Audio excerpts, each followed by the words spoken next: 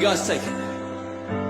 Bless the Lord, oh my soul, oh my soul, and worship His holy name. Beautiful.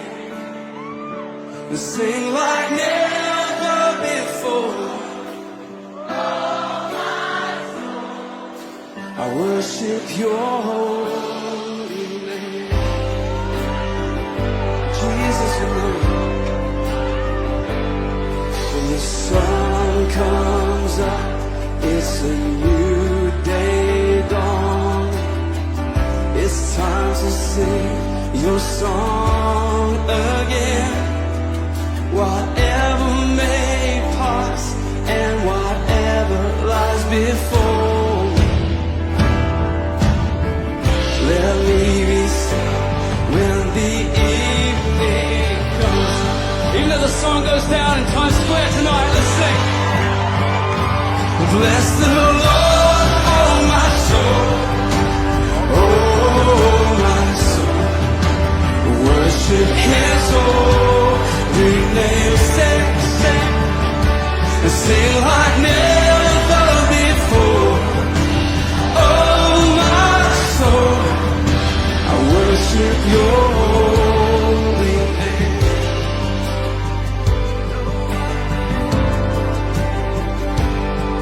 You're rich in love and You're slow to anger. Your name is great and Your heart is kind. For all Your goodness I will keep on singing. 10,000 reasons for my heart to find.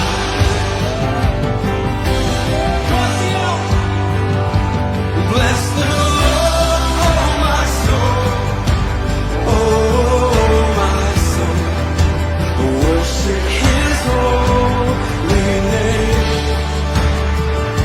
Sing like never before. Oh my soul, I worship Your holy name. In this place today, and on that day when my strength is failing, the end draws near and my time has come, but still my soul sing Your praise. Your praise unending. 10,000 years, it's gonna be forevermore. Oh Jesus, on that day when my strength is failing, oh yeah, the end draws near and my time, the time has come. Jesus, still my soul will sing Your praise. Oh, never day. Oh. 10,000 years and then forevermore. Did you know it's gonna be forevermore? Come on. Bless the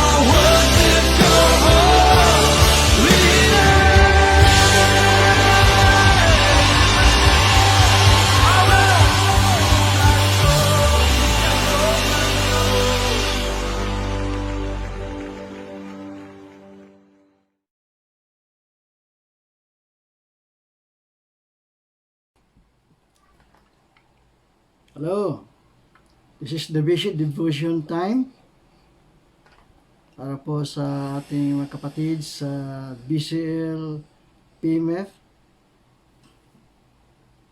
Ako po yung maghayag ngayon ng devotion ng buong pamilya. Now, ang title po ng ating pag-aralan is New Life in Christ, ang bagong buhay ni Kristo. At yung ating text dito sa John chapter 11 verse 28 to 26. Ang tema dito is Resurrection is Jesus Christ. Ang controlling question dito, the ways we can have a new life in Jesus Christ. Ang preaching idea ko dito, new life in Jesus bestows resurrection life, spiritual life, and eternal life. Now, dumating ating Panginoon Kristo sa lupa. At after umabot siya ng 30 years, siya po'y nangaral at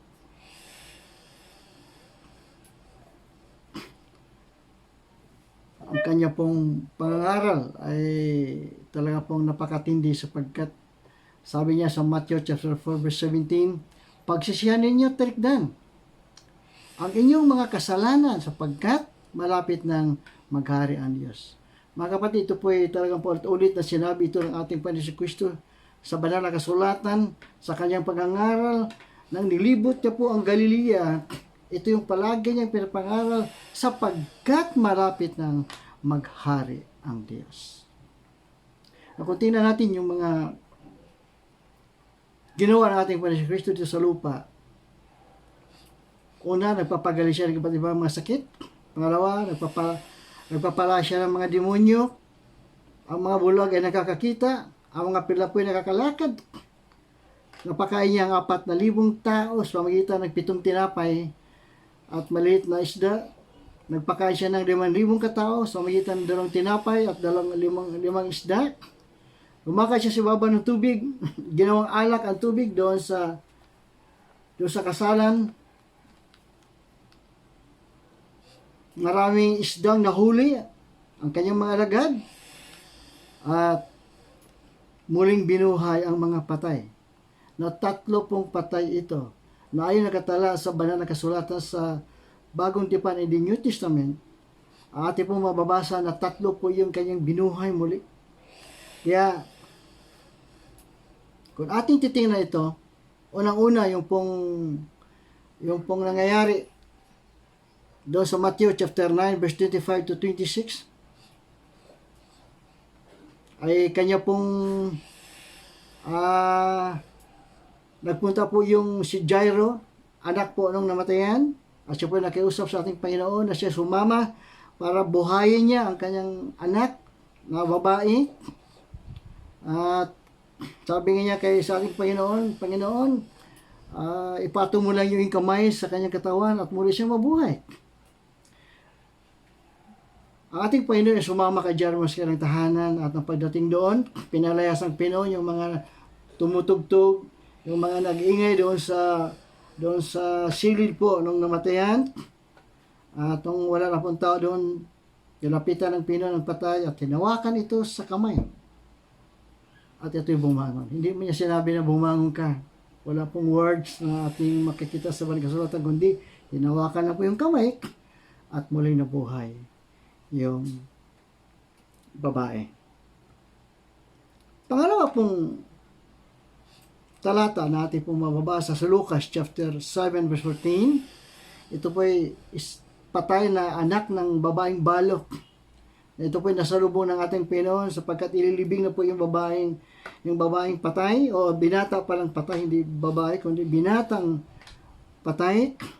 At dahil nga nahabang ang Panginoon sa babaeng balo at kanyang nilapitan ito at sinabi niya, binata, bumangon ka. At agad bumangon yung binata. Now, tingnan natin mga kapatid yung pangatlo.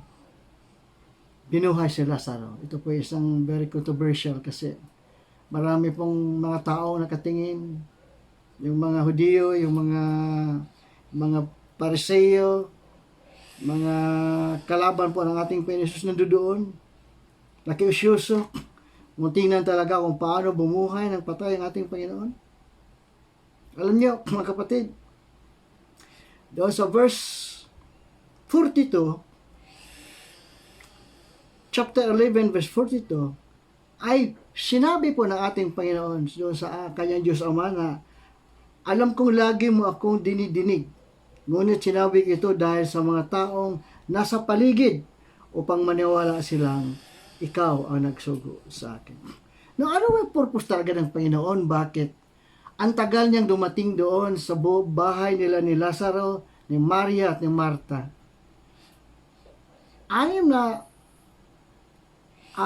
Apat na araw nang inilibing si Lazaro sa kapalang dumating ang ating Panginoon. May purpose dito eh. Bakit nadidili ang kanyang pagdating? Now dito, ating pong mababasa verse 42. Nang sabi niya, binasa ko ito kanina, na alam kong lagi mo akong dinidinig. Ito'y sinabi niya sa Ama. Ngunit sinabi ko ito dahil sa mga taong nasa paligid upang maniwala akong ikaw ang nagsugo sa akin. So mayroong purpose pala. Nang purpose dito ay mapurihan yung Diyos Ama. Ang purpose ay para mabigyan ng kalulhatian ng Ama. Hindi po anong purpose mga kanilang binabalak doon, kundi yung purpose malulhati ang Ama sa pamagitan ng pagkabuhay ni Lazaro at makita ng buong mga tao doon na nakamasid na si Lazaro ay totoong binuhay ng ating Panginoon. For the purpose of what? Para mapurihan ang Ama. At malaman na ang ating Panginoon Jesus ay sinugo ng Ama. Wow. So, kita mo na yung mga dahilan. Kasi dito sa Pilipinas, siguro mga nangyari ay hindi naman wala naman yung ating Panginoon Kristo, sinong bumuhay ng patay, wala naman. Talaga matutuluyan na yun. Pero dahil nga during the time, nandoon ang kanyang kapangyarihan, nandoon yung kanyang panahon na ipangaral ang mabuting balita para maraming tao pong maligtas at yung mga taong yaon na nakapaligid doon na kiusyuso sa muling pagkabuhay ni Lazaro ay makita mismo sa kanilang mga mata ang pagkabuhay muli ng isang taong patay. 4 na araw na siya'y patay doon sa libingan ay muling binuhay ng ating Panginoong Hesus. Ano ba ang sinabi ng Pinoon para mapalabas si Lazaro? In verse 43 to 44, chapter 11 ng John, ang sabi niya, Lazaro, lumabas ka! Lumabas nga si Lazaro. Siya po'y napupuluputan ng mga kayong palibing. Ang kamay, kasi during the time, ang mga patay sa mga Hudyo ay binabalutan talaga nila ng mga tila. Yung mga kayong palibing para hindi siguro kaagad na masira ang kanilang katawan, hindi kaagad mabubulok. Kaya nung lumabas si Lazaro ay dala-dala na po yung mga kayong palibing. Kaya ang sabi ng Pinoon, kalagan ninyo siya at nang makalaya. Ibig sabihin makalaya saan? Sa kamatayan. Kasi kung nandoon pa po yung kayong panlibing, ay hindi ka po talaga totally na buhay sapagkat nakakabit pa po sa iyong kayong panlibing. Kaya dapat alisin para masabi na ikaw'y lumaya niya sa kamatayan. At ikaw ay binuhay ng ating Panginoong Hesus, ang anak ng Diyos.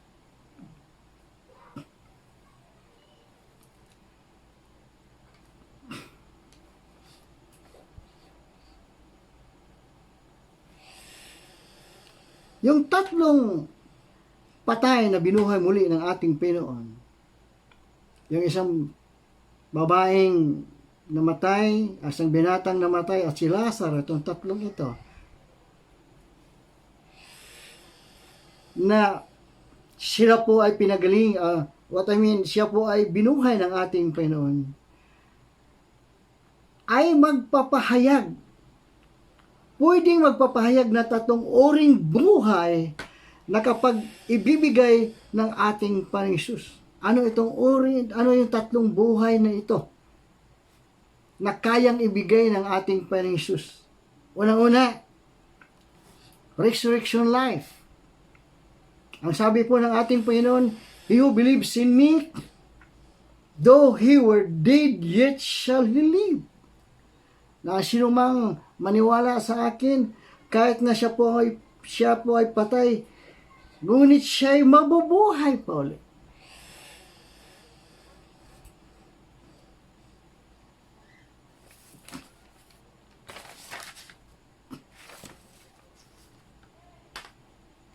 Yung sinasabi sa banal na kasulatan, resurrection life are not mere doctrines. Natin yung mga kapatid. Resurrection life are not mere doctrines, but in reality, a person, the Lord Jesus Christ. Ibig sabihin, yung palang resurrection life is the Lord Jesus Christ. Inangkin talaga ng Panginoon Hesus na siya ang muling pagkabuhay. Katulad ng pag-angkin na siya po ay ang mabuting pastor. Ganun. Siya ang tinapay ng buhay. Siya ang tubig ng buhay. At ngayon naman, siya ang muling pagkabuhay at ang buhay. So, ibig sabihin, ang patay ay kayang bubuhayin ng ating Panginoong Jesucristo. Bakit kaya? Sapagkat part ito ng kanyang ministeryo na ipakita sa lahat ng tao, sa lahat ng nakakamasid doon, nakikita nila doon ang pagkabuhay muli ng mga tao para malaman na si Kristo Jesus ang sinugo ng ating Diyos Ama. So, pangalawa pong punto, spiritual life. Ito po mabigay ng ating Panginoon Kristo, spiritual life. He who believes in me, though he were dead, yet he shall live. Anong ibig sabihin nito? It speak of the coming resurrection of life when all the saints or believers were raised. Ito na rin mababasa 1 Thessalonians chapter 4, verse 13 to 18, na pagdating ng ating Panginoon Jesus,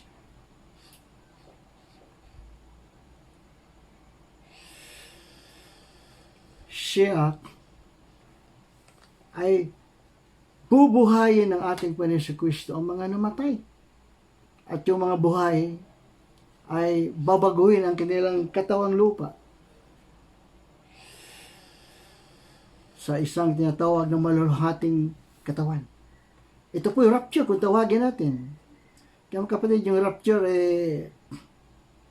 sabi ng ibang mga magaling daw sa Bible, wala namang rapture sa banal na kasulatan. Wala kang mababasang rapture daw. Pero may nabuhay. Binuhay muli yung mga patay. At yung mga buhay ay binago ang kanilang katawan. So, anong tawag nila doon? Diba, dinagit ng ating Panginoon ang mga taong ito para matupad yung pangako ng Panginoon na sa kanyang pagbabalik ay doon sa alapaap ay una pong mabubuhay ang mga patay. At ang mga buhay, sila po ay babaguhin ang kanilang mga buhay. Natawaging isang buhay, isang katawan ng malulhati. Pangatlo, eternal life. Ito po ang may bigay ng ating Panginoon. And whosoever liveth and believe it in me shall never die. Ibig sabihin, ano kaya ibig sabihin nito? Whosoever believes in me will live eternally. Sumang naniwala sa akin ay mabuhay magpakailan paman. Eternally. So resurrection is the end of death. Meaning death has no more to do with the redeemed and the believers. Wala na. wala nang magawa ang kamatayan pagdating ng ating Panginoon Hesus. Kasi tayo po'y kukunin ng ating Panginoon ayon sa kanyang pangako. Bubuhayin muli ang mga patay at yung mga buhay ibabaguhin ang kanyang katawan sa isang malulhating katawan na katulad ng ating Panginoon Jesucristo. So yung kamatayan na wala na pong wala na pong silbi. Wala na pong magagawa sa lahat ng mga redeemed. Sa lahat ng mga redeemed or mga believers in Christ, lahat sila ay nanatiling kailanman hindi na po mamamatay. Ang kamatayan wala na pong silbi, wala na pong bisa sa kanila. Kaya mga kapatid, yung muling pagkabuhay na sabi ng ating Panginoon, He is the resurrection and life. Ito isang totoo at makapangyarihang salita na dapat paniwalaan po ng lahat ng mga tao sa mundong ito. At tayo pong tutulong para may paliwanag itong mga bagay na ito na hindi man siya maniwala, ngunit kung sila ay nakarinig ng salita, alam ko ng Banal Espiritu siyang magbigay po ng kaunawaan sa kanilang mga isip at sa kanilang mga puso na malaman nila na yung ating Panginoon Kristo ay nagpunta dito sa lupa, mamatay para mapatawad ang lahat ng ating kasalanan. Bibigyan tayo ng buhay. Yung mga patay bubuhayin. At yung mga buhay ay babaguhin ang kanilang katawan sa isang katawang malulhati. Conclusion, we should keep the promises of the Lord Jesus. He said, whosoever liveth and believeth in me shall never die. Ito po yung ating paniwalaan, mga kapatid, na ang sinuman talagang nabuhay at naniwala sa akin, hindi na po siya mamatay. Purihin ng Diyos sa pagpapala at biyaya ng ating Panginoon. Tayo po'y manalangin. Dakilang Diyos ng mga pangyasala, salamat o God sa mensahe mo.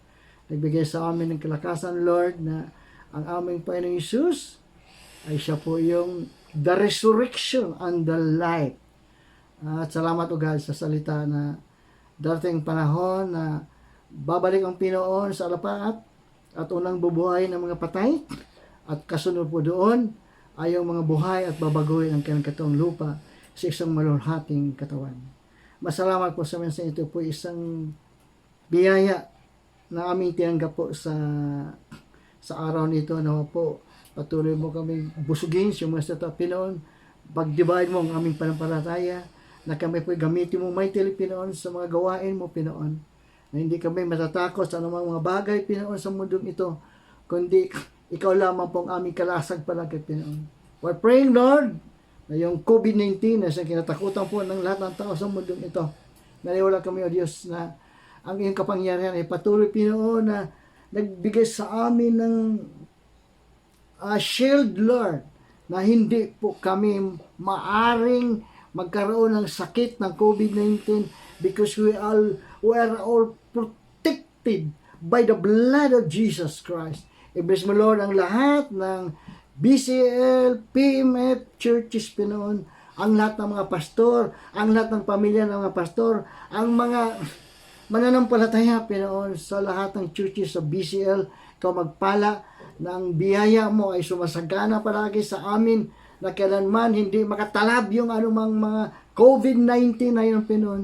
At ikaw, God, ang aming inasahan na siyang kikilos para sa amin na magtagumpay, Pinoon, ang mga nais mong gawin, Pinoon, na kami patuloy, Pinoon, na manangan sa iyong mga salita, na hindi kami magkaroon ng mga problema tungkol sa sakit na ito, kundi ang iyong protection ay patuloy namin inaangkin, Pinoon, ngayon.